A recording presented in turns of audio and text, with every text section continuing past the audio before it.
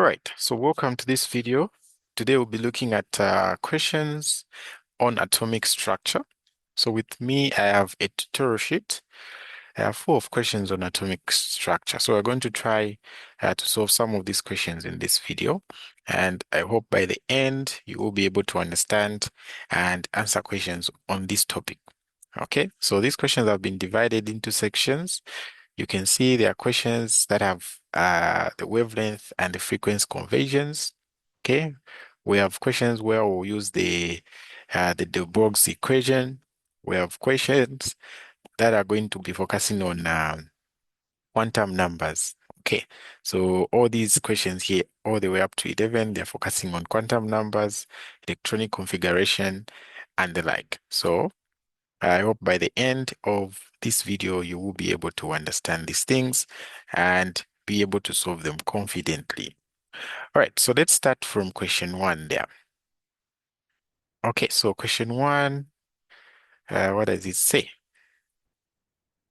Okay, so question one says the frequency of radiation used in cell phones covers a range from about 800 megahertz to 2 gigahertz. MHz stands for megahertz, okay, where 1 megahertz is equals to 10 to the power 6 per second. So when you see something like s to the power minus 1, this means per second.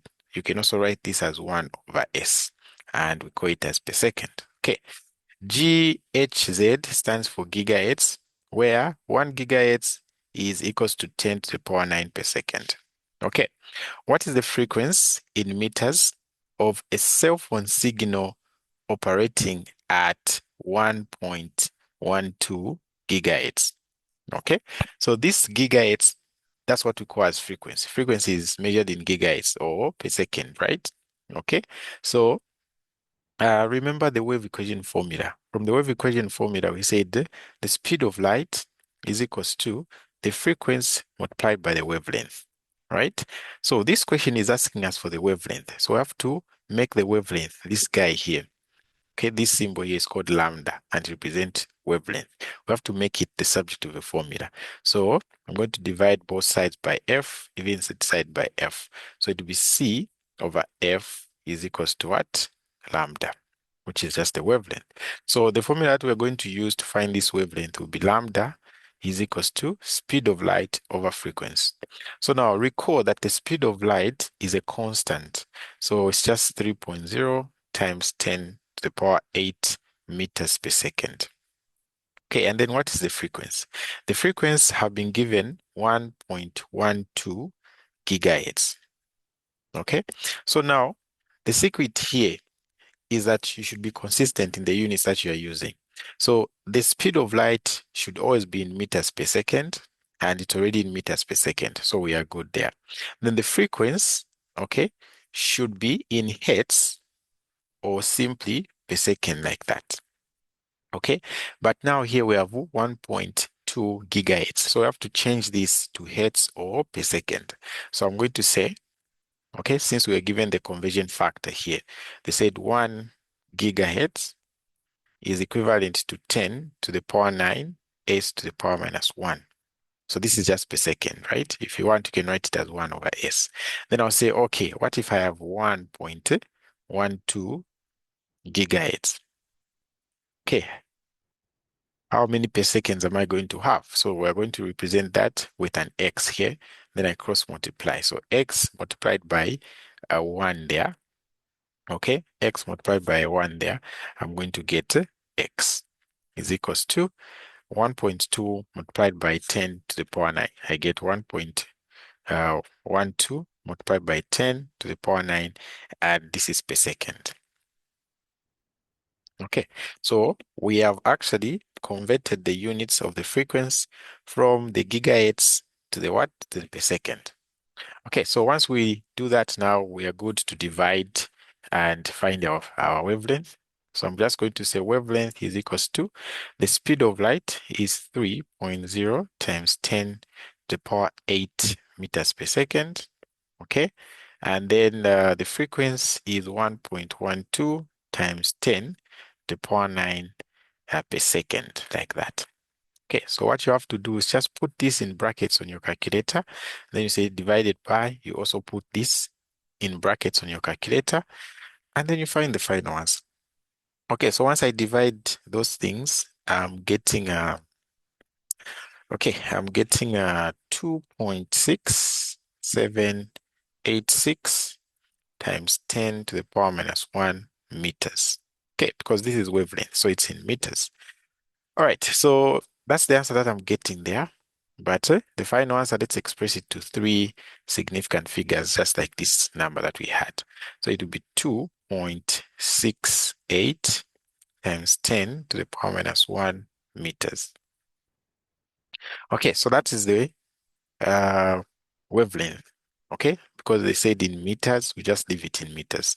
So that's the wavelength of um, uh, the cell phone that has a signal that is operating at 1.12 gigahertz. Okay, so I move on to the next question. So the next question says DVD players use lasers that emit red light with a frequency of 640 nanometers. What is the energy of one photon of this light? Okay, and then the question continues to say, what is the energy of one more of photon of red light? Okay, so for us to find the energy, okay, of one photon, we just use the following formula. Okay, we're going to say energy, okay, energy, okay, for one photon is equals to the Planck's constant, okay, multiplied by the frequency. So now from the wave equation, if I make the frequency the subject of the formula, it will be F is equals to C over pi. So in most of the textbooks, they will write this formula as equals to N, and then the H, okay, will be H, and then the F will be C. Okay, it will be C over lambda like this. So to just give me a formula of NHC over lambda. Okay, and in most of the books, they do not show this N in front there because in most cases, we're just calculating the energy of one photon. Okay, so the N here indicates the number of photons that you have. And then the H represents the Planck's constant. Okay, C is the speed of light, and then this lambda here is the wavelength. Okay, so here they've said one photon. So I'm answering the first part there where they're saying calculate the energy of one photon. So how many photons do we have? I have one. The Planck's constant, what is the value for the Planck's constant? It's 6.626 multiplied by 10 to the power minus 34. Okay, the speed of light, it's also a constant, 3.0 times 10 to the power 8 meters per second. And then the wavelength we've been given as 640 nanometers. So we always have to change this wavelength to meters. So I'm just going to use the metric system conversion. I'm just going to replace this nano here with its value. Okay, so the value for the nano is simply 10 to the power minus 9. So this will be 640 multiplied by, I replace the nano with its value from the metric system table and then meters. So this part here is the value for nano.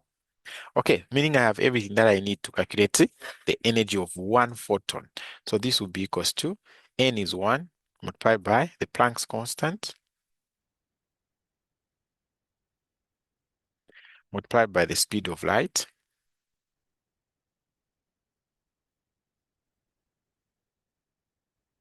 Okay, and then divide this whole thing by the wavelength in meters. Okay, so I don't have to struggle or cry here because I can just put this on my calculator. Okay, so just make sure you include the brackets. So I'll say 1 in brackets multiplied by this in brackets multiplied by that in brackets. Make sure they're in brackets like that. Okay, then punch to get the answer. And then the answer that you're going to get divided by this, but make sure you put it in brackets. Okay, so the energy of one photon that I'm getting is 3.106 times 10 to the power. Oh, no, no, no, no. What's the, okay, yeah, it's the same. So 3.106 times 10 to the power minus 19, okay? And this will be the energy of one photon. So it will be joules per photon, okay? Because it's the energy of one photon, this one here. Okay, so that's the energy of one photon. So we've done the first part there. Okay, we've done the first part here. We've calculated the energy of one photon. Okay, so now the interesting part comes. They're saying, what is the energy of one more photons of red light? Okay, so now here it takes us back to stoichiometry, okay, when we are finding the number of molecules, the number of particles in a certain mass.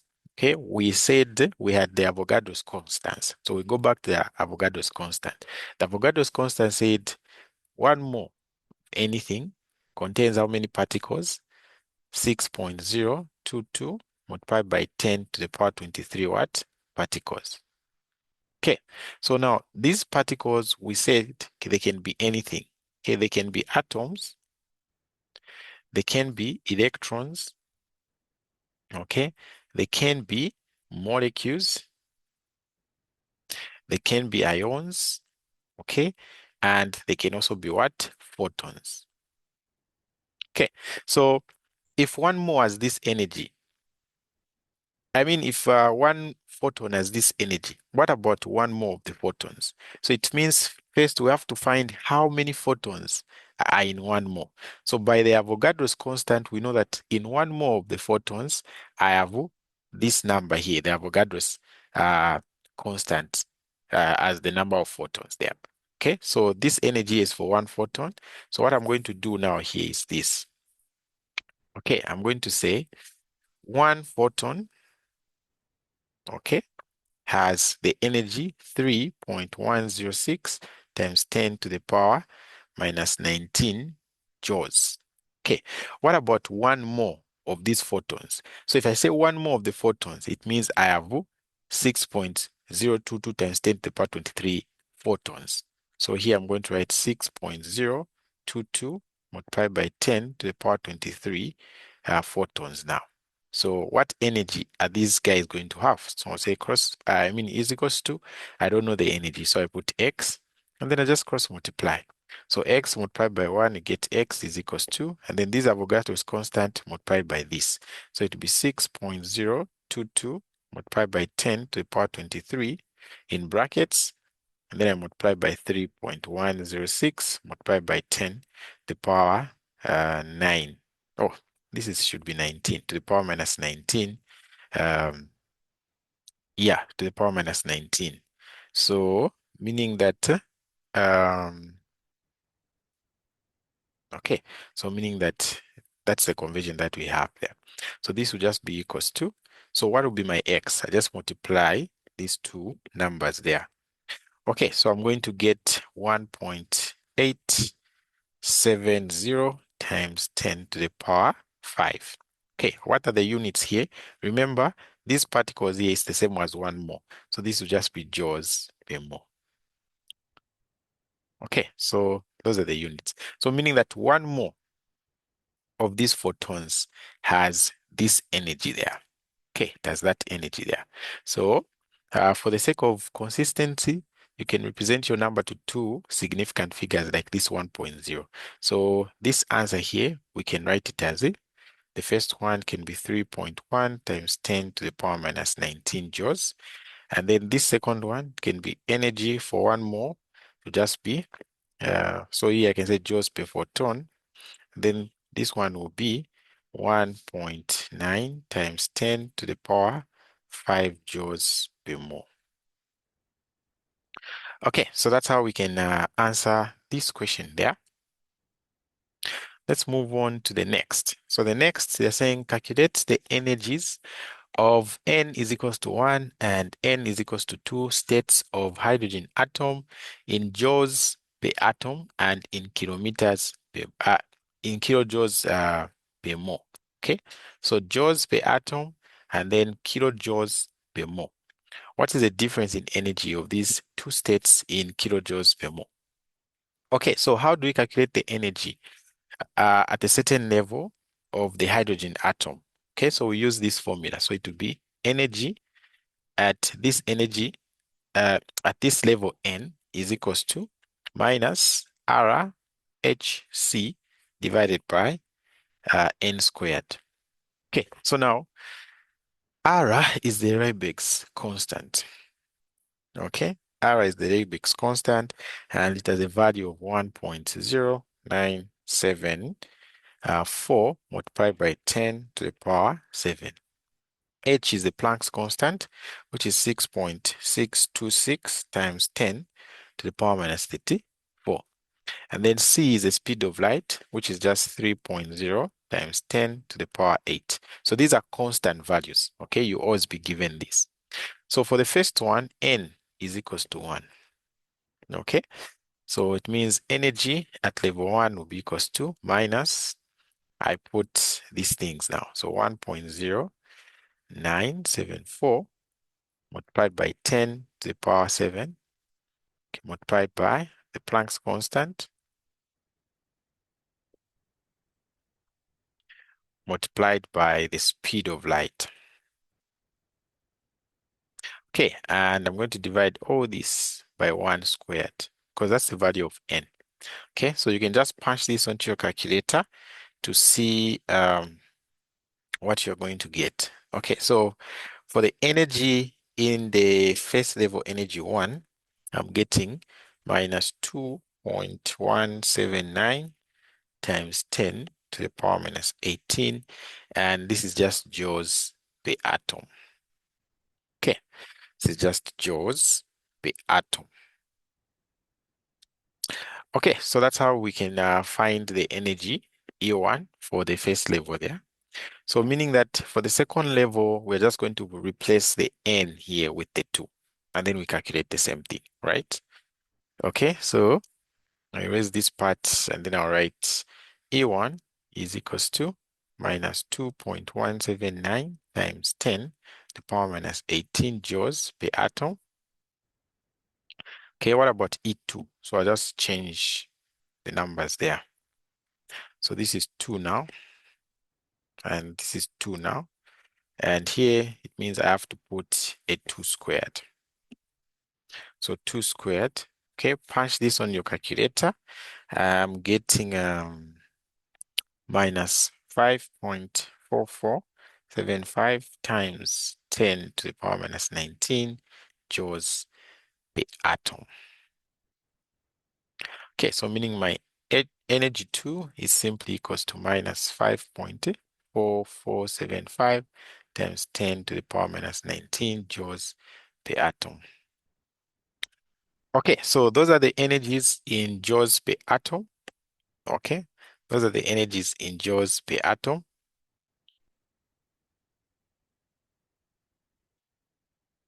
So now we want to convert this joules per atom to kilojoules per mole. Okay, we want to convert these joules per atom to kilojoules per mole. So how are you going to do that? Okay, so we notice that we have 2 units here where the joules, so we want to convert the joules to kilojoules. And then we want to convert the atom to what? To moles. Okay, so what are our conversion factors here? So I know that 1 kilojoules is the same as 1,000 joules. And then I know that 1 mole of anything contains the Avogadro's constant number of atoms. So 0.22 multiplied by 10 to the power 23 atoms. Okay, so these are the conversion factors that I'm going to use. So E1 is equals to minus 2.179 times 10 to the power minus 18. And this was joules per atom, right? So I can write joules, and then the per atom, I write it down here. Okay, so now I'll say multiplied by, I want to convert these joules to kilojoules. So I'm using dimensional analysis. So I'm just going to say dash, and then since I want the joules to cancel, so I'll write 1,000 joules there. so that this joule and this joules cancels. Then this 1000 joules is equivalent to 1 kilojoule. Okay, so done for the joules, and then for the atoms, I'll say multiplied by, since the atoms are in the denominator here, okay, I'm going to put them on top there. So let me just move these things here.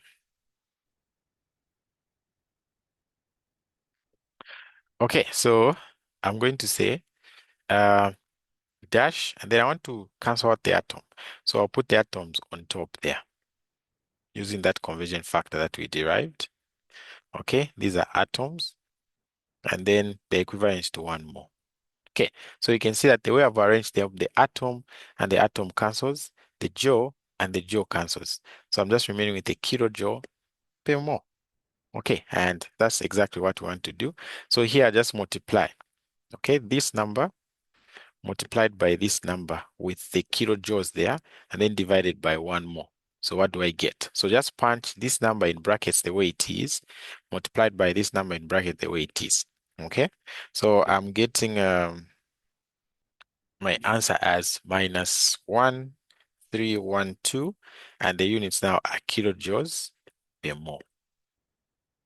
Okay, so that's my my E1 in terms of kilojoules per mole. So E1 is minus 1312 kilojoules per mole. Okay, so now we can go to the second part. Okay,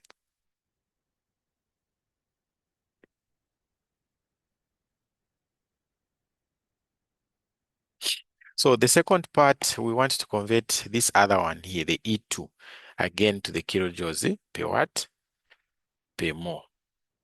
So we do the same thing.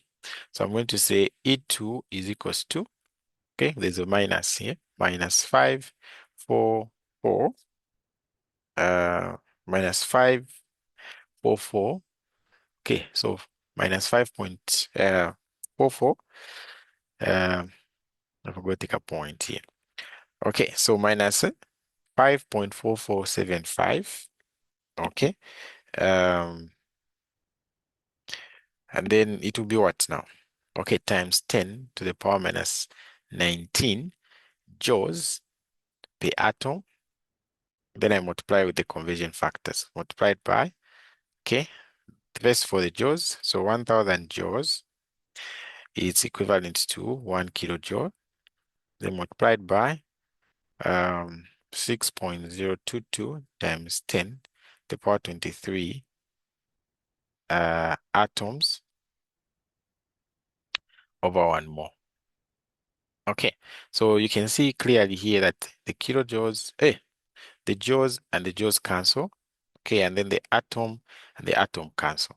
So what I'm left with is just to multiply this number here with this number, and then the unit will be kilojoules per mole.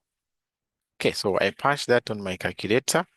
What I'm finding is minus 328 kilojoules per mole. So make sure you confirm these answers with your own calculator. Okay, you may find that my calculator may make some errors, but the concept of how to find them is the same. Okay, so these are the energies in terms of kilojoules per mole. Okay, then the third part now, they're saying what is the difference of these energies in kilojoules per mole. Okay, so meaning that the change in energy. So the change in energy will be equals to E2 minus E1. So this will just be equals to E2, it's minus 328 minus E1, it's minus 13112, like that. Okay, so when I subtract these, I just get 984 kilojoules per mole. Okay, so that's the difference there, and we are done with that. Okay, that's the difference there, and we are done. Move on to the next question, which is the last one. So here they're saying calculate the wavelength of green, okay, or of the green line in the visible spectrum of excited hydrogen atoms. See the figure below. So this is the figure here. Okay, so when the hydrogen atom is excited, okay, it will change the energy shell in which it is in, okay? Or the electrons in that energy shell will be moving, okay? They will be changing, okay? So what I'm saying is that if, remember we said the atom looks like this is the nucleus, okay? And then around the nucleus, we have these energy shells, right? So in the hydrogen atom, okay, you can have an electron there, and then for some reason, this electron will just move and go to a lower energy shell like that. Okay, so now for it to show green light, because the green light that you see, the red one, the blue one, is as a result of the electrons moving from one energy level to another. Okay, so for you to see green light, it means an electron has moved from the fourth energy level to the second energy level. Okay, and this is a series that you should know. Whenever the final destination of the movement of an electron from a higher energy level goes to the second energy level, that type of series is called as a Balmer series. Okay, so a Balmer series happens for you to see green light. The electron will move from the fourth energy level in the excited hydrogen atom to the second, okay, energy level. So this is the movement that happens. So here they're saying calculate the wavelength such that this type of movement happens from the fourth energy level to the second. So I've put the diagrams here. So if it's green light, you can see it's moving from the fourth to the second. Okay. If it's a red light, it is moving from what? It's moving from the third to the second. Okay. And if it is violet, it will move from the fifth to the second. Those are the transitions. So here the transitions that are happening. Okay. One, they are Balmer series. Okay. Why are they Balmer series? Because the transition, the final destination is the second. So wherever it's uh, happening from, okay, wherever it's coming from, I mean, if it comes from the fifth energy level, fourth energy level, um, as long as that energy level is higher than 2, and then it lands in 2, we're going to have the Balmer series. Okay, so for us to see all these visible light colors, it means the thing has actually landed in the second energy level. Okay, so once we know that, it means now we can easily answer the question. Okay, so now we know the transitions that are happening. Okay, for us to see the visible light, it's just from a high energy level to the second energy level. Okay, so now we know the transitions that are happening, right? So for us to see visible light, it means the transition is coming from wherever it's coming from to the second energy level. So meaning my initial energy level is 4 in case of the green light, okay? And then my final energy level is actually 2. So there's only one formula that relates energy transitions to the wavelength, because here we're being told to calculate the wavelength. So that formula is called that the Rayleigh's equation. So it says 1 over lambda is equals to the Rayleigh's constant, which is just 1.0 um 1.0974 multiplied by 10 to the power 7, okay, multiplied by 1 over nf squared. So n final squared minus 1 over n initial squared. Okay, so this will just be equals to 1.0974 multiplied by 10 to the power 7. And then this will be 1 over the n final is 2, I square it, minus 1 over the n initial is 4, I square it. Okay, so what do I get here? I'll get 1.0974 multiplied by 10 to the power 7. Then inside it will be 1 over 4 minus 1 over 16. Okay, so what I do now here is just to punch whatever I have into a calculator. Okay, so I just punch whatever I have into a calculator. But anyway, we may first combine this. So 1 over 4 minus 1 over 16. Common denominator is 16. 4 into 16 is 4 multiplied by 1, 4 minus 16 into 16, 1. 1 multiplied by 1, 1. So this would be 3 over 16. So inside the brackets there, we have a 3 over 16. So I can erase it and put 3 over 16. Okay, and then I multiply this on my calculator. I'm simply getting what? Okay, so once I do this on my calculator, I'm getting 2.0581 times 10 to the power 6. So please confirm with your calculator. So this is 1 over lambda. But remember, my mission is to find the lambda. Okay, so I'll put this over 1 and say cross multiply. Or I'll say this one, I take the lambda on top, the 1 down. Okay, since I've switched here, I also do the same here. I take this number down, I put the 1 on top. So that will just be lambda over 1 is equals to 1 over 2.0581 times 10 to the power 6. Okay, I've just exchanged. Then this is b equals to lambda, and then 1 divided by this. Okay, it gives me 4.8060 times 10 to the power minus 7 meters.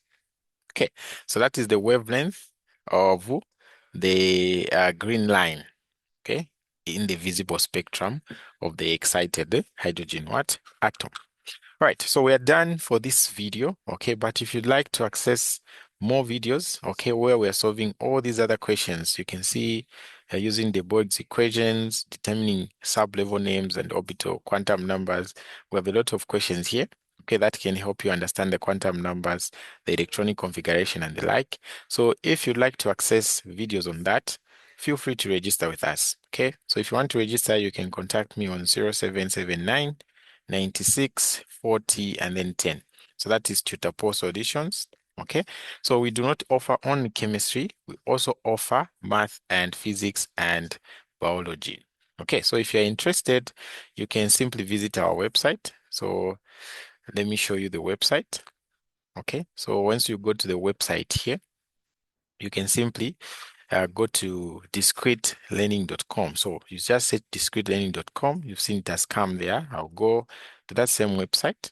This is the website here. So if you do not have an account, just create an account, okay, and use your details to log in. So when you come here, you see that there are courses here now: mathematics, chemistry, physics, and biology. So you register for any NS courses that you're finding difficulties or challenges with, and we're going to what to help you. So if you register for math, for example, you can open math, okay? You go general mathematics, okay? Go to general mathematics. So it's just loading. Let's wait for it, okay?